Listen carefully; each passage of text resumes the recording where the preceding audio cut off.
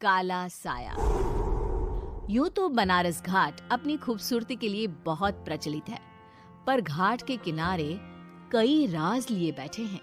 ये कहानी शुरू होती है बनारस के घाट के पास बने ममता निवास से, जहां प्रिया लाल जोड़े में ममता के घर उसकी बहू बनकर आती है। आओ आओ बहू, घर को अपने पैरों से पवित्र करो।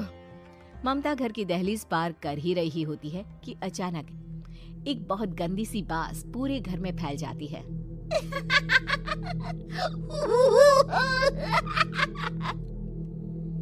ये बदबू और ये आवाजें, ये कौन हंस रहा है माँ?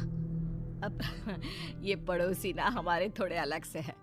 कहाँ हम शाकाहारी और ये मांस मच्छी खाने वाले। छोड़, तू ध्यान मत दे और गृह प्रवेश कर। और हाँ बहू, अपनी सास की एक बात हमेशा याद रखना, इन पड़ोसियों से तो कभी बात नहीं करेगी। अच्छे लोग नहीं है ये। अपनी सास की ये बात मानेगी ना बेटा? हाँ माँ, जो आपकी मर्जी, मैं उनसे बात नहीं करूंगी। अगले दिन प्रिया अपनी पहली रसोई बनाने रसोई घर में जाती है। ये छोकी बात तो नाक में जा रही है। एक काम करती हूँ, खिड़की खोल देती हूँ। प्रिया खिड़की खोलने जाती है। इतने जाले, लगता है इस खिड़की को कभी खोला ही नहीं गया। पर ऐसा क्यों? ओह, नॉन वेज की स्मेल आती होगी ना। 2 मिनट के लिए खोल लेती हूँ, फिर बंद कर दूंगी।